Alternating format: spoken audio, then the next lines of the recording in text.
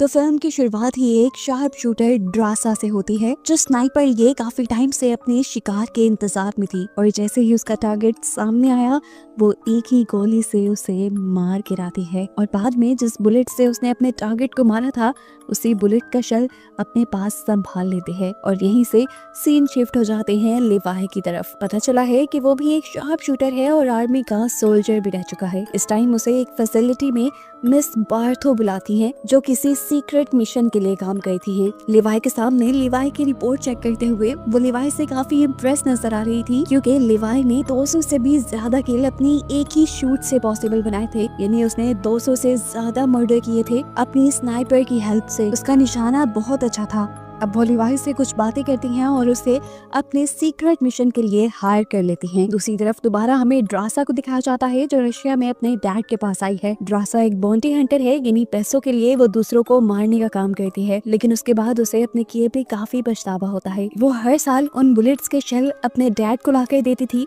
जिनसे उसने अपने टारगेट्स को मारा था, ताकि उसका दुख थोड़ा हल्का हो जाए। पर अब उसके डैड इन सब चीजों से थक गए थे। वो अपनी लाइफ से थक गए थे जिसमें कोई भी नहीं था। वो अपनी बेटी ड्रासा से कहते हैं, मैंने फैसला कर लिया है, अगर अगले साल 14 फेब तक मेरी मौत ना आई तो मैं खुद ही 14 फेब को अपनी जान ले लूंगा। चाहे उस दिन तुम मेरे पास हो ना हो, तुम जहाँ पे भी हो एक मर्तबा मुझे गुड बाय कह देना। ये सुनकर ड्रासा भी उदास हो जाती है और वापस चली जाती है। जबकि यहाँ दिखाया जाता है कि लिवाई को हेलीकॉप्टर के जरिए ले आया गया था रशिया और यूएस के बॉर्डर पे, जहाँ उसे 1 साल के लिए रहना था बाहर की दुनिया से कांटेक्ट खत्म करके। हेलीकॉप्टर से नीचे उतर कर वो अपनी डेस्टिनेशन तक पहुँचने के लिए 3 दिन का सफर तय करता है और रास्ते में ही उसे अपना सीनियर भी मिल जाता है, जिसकी ड्यूटी अब खत्म हो चुकी थी और उसे साल के बाद वापस अपने घर जाने का मौका मिल रहा था। सीनियर लिवाई से मिलकर बहुत ज्यादा खुश था। वो बताता है कि तुम 1 साल में मिलने वाले पहले इंसान हो जिससे मैं बात कर पा रहा हूँ। खैर, अब वो लिवाई को यहाँ के रूल्स बताने लगता है। वो बताता है, तुम्हें इस टॉवर के ऊपर ड्यूटी देनी है। ये ईस्ट टॉवर हमारा है जो यूएस को रिप्रेजेंट करता है, और इस नदी के पार वो सामने वेस्ट टॉवर वो रशिया का है। ये समझ लो कि ये यूएस और रशिया के बॉर्डर्स हैं। तुम्हें यहाँ रहकर 1 साल तक ड्यूटी देनी है बिना किसी से बातचीत किए। तुम्हारी मेन ड्यूटी यहाँ रहेगी, हर थोड़े टाइम के बाद मशीन गन्स में तुमने बुलेट डालनी है। अगर कोई ट्रैकिंग डिवाइस खराब हो जाए तो तुम्हें उसे ठीक करना है, और अगर नीचे से किसी तरह के सायरन की आवाज आई तो तुम यहाँ से बहुत तेज भाग जाना, इतना तेज कि 4 किलोमीटर का रास्ता एक सांस में ही पार कर देना। हैरान होकर लिवाई पूछता है, आखिर ये सब क्यों कह रहे हो? तो वो सीनियर बताता है, मुझे मेरे सीनियर ने ये इंस्ट्रक्शन दी थी, उसको उसके सीनियर ने ये इंस्ट्रक्शन दी थी, और यही इंस्ट्रक्शंस मैं तुम्हें दे रहा हूँ। इससे ज्यादा हमें भी कुछ नहीं पता। अब लिवाई उससे एक और सवाल करता है कि आखिर यहाँ पर इतनी हाई सिक्योरिटी क्यों रखी जाती है? ये सुनकर वो सीनियर उठता है और एक बॉम्ब उठाकर नीचे फेंक देता है। बॉम्ब के नीचे फटते ही बहुत ही अजीबोगरीब आवाजें सुनाई देती हैं, जैसे वो कोई खतरनाक क्रिएचर्स हो। सीनियर बताता है, ईस्ट और वेस्ट टॉवर के दरमियान में ये जो जगह है इसका नाम है द गॉर्ज। यहाँ पर कोई भी नहीं जाता और मानो जैसे इसके अंदर कोई खतरनाक क्रिएचर्स रहती हों, जिनको ऊपरी दुनिया तक आने से रोकना ही हमारा काम है। अगर ये क्रिएचर्स ऊपर आए तो तुम्हें इन्हें मशीन गन से मार देना है। ईस्ट और वेस्ट टॉवर का बस यही काम है। सारी बातें बताने के बाद ये सीनियर यहाँ से चला जाता है। दिखाया गया कि उसे लेने के लिए एक हेलीकॉप्टर आया था, जिसने सीनियर से उसकी कुछ इंफॉर्मेशन ली, यहाँ पर काम करने के बारे में पूछा और फिर उसे लेकर यहाँ से चला गया। लेकिन ज्यादा दूर नहीं, थोड़ी ही आगे लिवाई की नजरों से दूर जाने पर उन्होंने इस सीनियर की रस्सी काट दी और वो दी गॉर्ज में जाकर गिर गया, जिसका साफ मतलब था कि यहाँ पर जो भी कोई ड्यूटी करता था वो वापस अपने घर नहीं जाता था, और इस चीज के बारे में लोगों को बताया भी नहीं जाता था। यानी अब लिवाई भी यहाँ से बचकर नहीं जा पाएगा और उस मासूम को इस बारे में कुछ पता भी नहीं है। खैर, सीन कट होता है और हमें लिवाई की नेक्स्ट डे लाइफ को दिखाया जाता है। उसने अपना काम शुरू कर दिया था। मशीन गन में खत्म हुई हुई बुलेट्स रीलोड की, यहाँ आगे कुछ सिस्टम चेक किए और उसके बाद ट्रैकिंग डिवाइस को ठीक किया। इसके बाद वो अपने हेडक्वार्टर को सारी डिटेल्स देता है और यहाँ की बाकी चीजें सर्च करने लग जाता है। दिन यूं ही गुजरते रहे। एक दिन उसे वेस्ट टॉवर से मशीन्स चलने की आवाजें आई। उसने सोचा चलो चेक तो करूं। दूरबीन से जब उसने आगे को देखा तो वहाँ एक लड़की थी जिसके बारे में हम जानते हैं कि वो ड्रासा है। उसे भी लिवाई की तरह वेस्ट टावर पर जॉब दे दी गई है कि उसने सरहद की रखवाली करनी है और नीचे गॉड्स से आने वाले मॉन्स्टर्स को मारना है। ये दोनों चाहे एक दूसरे से काफी दूर थे लेकिन फिर भी एक दूसरे से कांटेक्ट कर सकते थे, लेकिन महीनों इन्होंने यही सोचते हुए गुजार दिए कि क्या इन दोनों को एक दूसरे से कांटेक्ट करना भी चाहिए या नहीं। एक दिन दिखाया जाता है कि ड्रासा अपनी बर्थडे सेलिब्रेट करने के लिए बैठी हुई थी। ड्रासा को कुछ एक्साइटिंग मिल नहीं रहा था तो उसने गोली चलाकर लिवाई को ही अपनी तरफ अट्रैक्ट किया। एक बोर्ड पे लिखकर उसका नाम पूछा तो लिवाई ने उसे बताया कि नाम बताना यहाँ अलाउ नहीं। ड्रासा को थोड़ा अजीब लगता है और वो बोर्ड पर लिखकर लिवाई से कहती है, आज मेरा बर्थडे है और मैं जो चाहूँ वो करूंगी। मैं अभी डांस करने लगी हूँ, तुम बस मुझे देखो और बताओ तुम्हारा फेवरेट मूव क्या है। लिवाई बेचारे को तो डांस नहीं आता था, उसने ये बात बता दी। तो ड्रासा ने पूछा फिर आता क्या है। लिवाई ने बताया मुझे बस शूटिंग आती है। ड्रासा ने वही टेस्ट करने का डिसाइड किया और अपने रूम में जाकर एक बोतल रख दी, जिसे लिवाई ने भी एक ही शूट में फोड़ दिया और बताया कि वो सच में एक बहुत अच्छा स्नाइपर था। ड्रासा को भी शौक चढ़ता है अपनी स्किल्स दिखाने का। वो भी लिवाई के रूम में रखी हुई एक बोतल तोड़ देती है और फिर लिवाई का रिएक्शन देखने के लिए जैसे ही वो लिवाई के टॉवर पे देखती है तो एकदम से उसके होश उड़ जाते हैं, क्योंकि वहाँ पर अजीब सी क्रिएचर्स ऊपर चढ़ रही थी लिवाई के टॉवर पर। उसने एक सेकंड नहीं लगाया और धड़ाधड़ शूट करते हुए उन क्रिएचर्स को मारना शुरू कर दिया। लिवाई को भी समझ नहीं आई कि ड्रासा क्या कर रही है। उसने जब नीचे से क्रिएचर्स को ऊपर आते देखा तो फौरन उसने भी अपनी पोजीशन ले ली और धड़ाधड़ गोलियां चलाते हुए ऊपर आने वाली सभी क्रिएचर्स को मार डाला, जिसमें उसका ड्रासा ने भी काफी साथ दिया था। ड्रासा जो लिवाई के टॉवर पे ध्यान दिए हुए थी, उसने अपने टॉवर पर तो देखा नहीं, उसके भी टॉवर पे बिल्कुल उसके करीब एक मॉन्स्टर आ गया। इससे पहले कि वो ड्रासा के ऊपर हमला कर देता, पीछे से ठीक वक्त पर लिवाई उसे शूट करके मार डालता है। मिशन खत्म करते करते सुबह हो जाती है और ड्रासा लिवाई को बताती है कि ये मेरा जिंदगी का बेस्ट बर्थडे था। लिवाई हंसता है और ये दोनों अपने काम पे लग जाते हैं। अब जितनी मशीन गन्स की गोलियां इन्होंने इस्तेमाल कर ली थी, ये लोग उसे दोबारा फिल करने लग जाते हैं। दिन गुजरते रहते हैं और दिखाया जाता है काफी वक्त गुजर गया है। इस दौरान ड्रासा और लिवाई के दरमियान की दोस्ती काफी बढ़ चुकी थी। ये लोग दूर तो थे लेकिन काफी टाइम एक दूसरे के साथ गुजारते थे। दूरबीन के जरिए एक दूसरे के साथ चेस खेलते थे, ड्रम्स बजाकर एक दूसरे को एंटरटेन करते थे और एक दूसरे से बातें भी करते थे। देखते ही देखते 14 फरवरी का दिन भी आ जाता है जब ड्रासा के डैड ने खुदकुशी करने का डिसाइड किया था। ये दिन ड्रासा के लिए बहुत मुश्किल था और उसने मैसेज लिखकर लिवाई को बताया भी कि ये दिन मेरे लिए बहुत मुश्किल है, आई विश कोई इस दिन मेरे पास होता। फिर क्या था, लिवाई अपनी तैयारी शुरू कर देता है। अपने पास मौजूद चीजों से एक गैजेट बनाता है और तार के जरिए वेस्ट टावर पे जाने का डिसाइड करता है। एक छोटे से रॉकेट के जरिए अपनी रस्सी वो वेस्ट टावर तक फेंक देता है, जिसे पकड़कर ड्रासा अच्छी तरह बांध देती है। और आने से पहले लिवाई उसे लिख के बताता है, कैसा हो अगर आज हम दोनों डिनर साथ करें। जो सुनकर ड्रासा काफी खुश हो गई और अब लिवाई ने तार के जरिए अपना सफर शुरू कर दिया। आधे रास्ते तक तो वो ग्रेविटी की वजह से चला गया, लेकिन आगे का सफर उसे लटक लटक कर मुश्किल से तय करना पड़ा। लेकिन फाइनली वो अब ड्रासा के पास था। दूसरी तरफ ड्रासा उसको वेलकम करने के लिए फ्लोर्स लिए खड़ी थी, लेकिन इस टाइम लिवाई की हालत काफी खराब थी। 2 घंटे की वो मेहनत करके आया था, उसे फ्रेश होने की जरूरत थी। फ्रेश होने के बाद दिखाया जाता है कि ये दोनों डिनर के लिए बैठ जाते हैं। डिनर करते हुए ड्रासा आखिर बता ही देती है कि आज का दिन उसके लिए क्यों इतना मुश्किल था। वो बताती है कि उसके डैड आज के दिन सुसाइड कर चुके होंगे, इसीलिए वो बहुत दुखी थी। ड्रासा का ध्यान भटकाने के लिए लिवाई उसे अपनी बैकग्राउंड स्टोरी बताने लगता है कि उसके डैड, ग्रैंडपा सारे ही सोल्जर्स थे। बातें करते हुए ये लोग डांस करना शुरू कर देते हैं और काफी टाइम एक साथ गुजारते हैं। लिवाई ने रात यहीं गुजारी और सुबह होने पर वापस जाने के लिए अपनी तार से लटक गया, लेकिन गलती से ये तार उसके टॉवर वाले माइन से टकरा गई और बम ब्लास्ट होने की वजह से वो तार टूट गई और लिवाई जाकर सीधा दी गॉर्ज में गिर गया। लिवाई की जान बचाने के लिए ड्रासा भी कुछ पैराशूट्स और गन लेकर दी गॉर्ज के अंदर जंप कर देते हैं, जो पानी से भरा था। इस पानी के अंदर अजीब येलो लाइट थी और हर जगह अजीबो गरीब चीजें थी। इस टाइम लिवाई एक दरख्त से उल्टा लटका हुआ था और उसके ऊपर काफी सारे पाँव वाला एक बड़ा सा क्रिएचर हमला करने के लिए आ जाता है, जिसे लिवाई अपनी गन से शूट करके मार तो देता है, लेकिन इस सब में दरख्त की वो शाख भी टूट जाती है जिसके साथ वो लटका हुआ था। वो नीचे आकर किसी और क्रिएचर पर गिर जाता है, जो क्रिएचर उसके ऊपर गिरते ही अपना मुंह खोल लेती है और दांतों को उसके जिस्म के ऊपर स्टैब करने वाले अंदाज में लगा देती है। इससे पहले कि ये क्रिएचर लिवाई को पूरी तरह अपने अंदर अब्सॉर्ब कर लेती, ड्रासा ठीक वक्त पे यहाँ पहुंचकर इस क्रिएचर के टेंटिकल्स पे शूट करके लिवाई की जान बचा लेते हैं। इससे पहले कि यहाँ पे लोग रिलैक्स हो पाते, कुछ अजीब से घोड़ों की तरह के क्रिएचर्स के ऊपर अजीब क्रिएचर्स सवार होकर इनके ऊपर हमला करने के लिए आ जाते हैं। यहाँ पर जो भी क्रिएचर थी वो अपनी असली हालत में नहीं थी। ऐसा लग रहा था कि मानो ये सारी क्रिएचर्स दो या तीन चीजों का हाइब्रिड हो। जिस तरह ये घोड़े, इनके अंदर से अजीब टेंटिकल्स निकल रहे थे और उनके ऊपर जो इंसान थे वो किसी दरख्त और इंसान की शक्ल के थे। ये दोनों अपनी जान बचाने के लिए अपनी गन्स तान लेते हैं और अपने सामने आने वाले सभी दुश्मनों को मारते हुए आगे बढ़ने की कोशिश करते हैं। बेसिकली तो इनको यहाँ से वापस अपने टॉवर्स पर जाना था, लेकिन ड्रासा नीचे आते हुए अपनी वो डिवाइस खो चुकी थी जो रस्सी के जरिए इनको ऊपर की तरफ खींचती थी।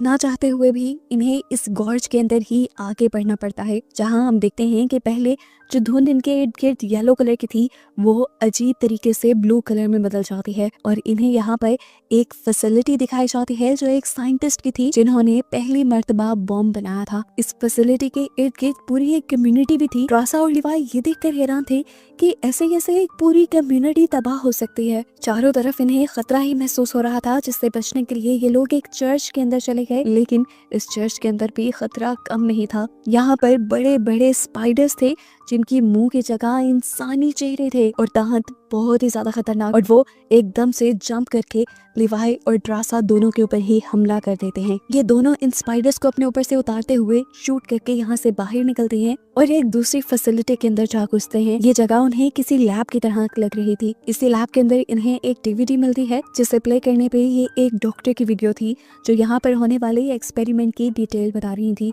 असल में वो लोग एक्सपेरिमेंट कर रहे थे इंसानों के डीएनए पे। वो आम इंसानों को सुपर ह्यूमन बनाना चाहते थे और इन सुपर ह्यूमंस को अपने डिफेंस सिस्टम में यूज करना चाहते थे, यानी वो इन सुपर ह्यूमंस को सोल्जर्स बनाना चाहते थे।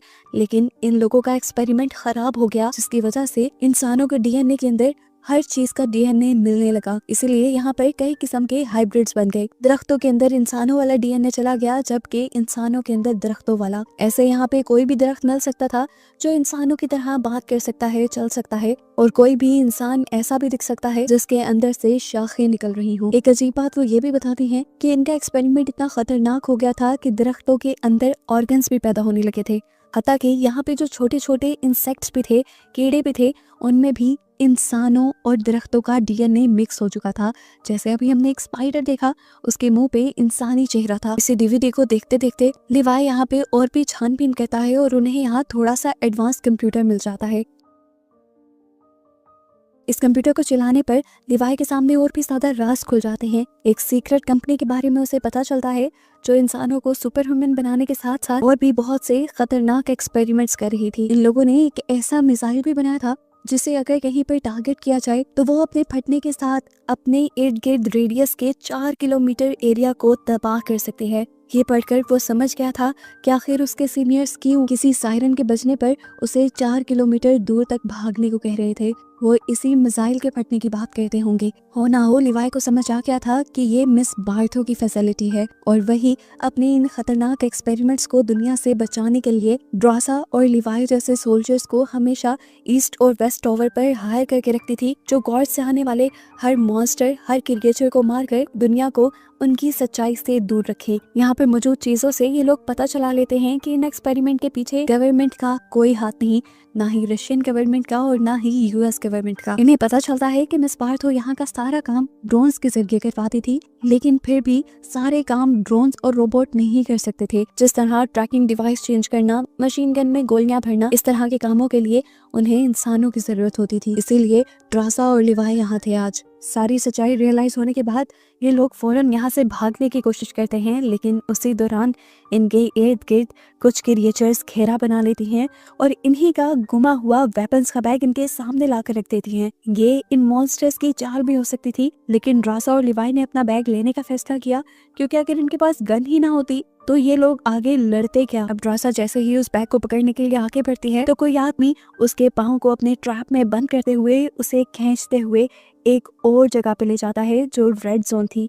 यहाँ पर हर जगह रेड कलर की धुंध फैली हुई थी और इससे अंदाजा लगा सकते हैं कि ये जगह पहले से ज्यादा खतरनाक है। लिवाई भी ड्रासा की मदद करने के लिए बढ़ा तो था, लेकिन उसे समझ नहीं आ रही थी कि ड्रासा मिलेगी कहाँ पर। यहाँ हम देखते हैं कि ड्रासा को इस दरख्त जैसी दिखने वाली क्रिएचर ने उल्टा लटका दिया था। ये एक साइंटिस्ट था जो पहले यही इसी फैसिलिटी में काम करता था और इसका नाम था बी शॉ ड्रासा को जख्मी करके उसका डीएनए चेक करता है और उसे पता चलता है कि ये लोग अभी नए नए ही इधर गिरे हैं, क्योंकि 5 दिन तक यहाँ रहने वाला इंसान ऐसे ही अजीबोगरीब हाइब्रिड क्रिएचर में बदल जाया करता था।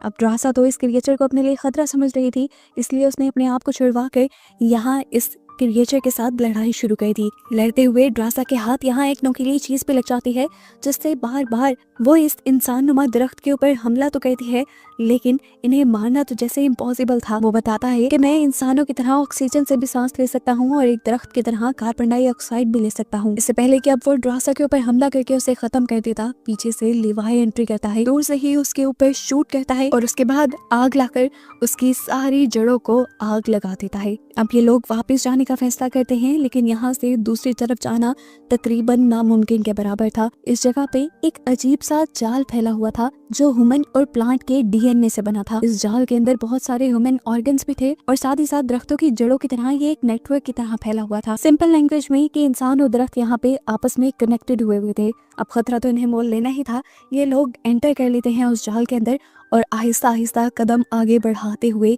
ये लोग किसी तरह इस जाल को पार कर ही रहे थे, लेकिन एकदम से ड्रासा का पाँव एक गलत जगह पर रखा गया। ऐसे ही जड़ों वाला इंसानी प्लांट एक्टिवेट हो जाता है और फौरन ड्रासा के ऊपर हमला कर देता है। इससे पहले कि ये प्लांट उस पर कुछ करते, लिवाई ड्रासा को खींच के निकाल के बाहर ले जाता है और इस प्लांट को अपनी फायर गन से जला देता है। यही रेड जोन में इन्हें फाइनली एक गाड़ी भी मिल जाती है, जो इनके लिए तो एक तोहफा ही थी।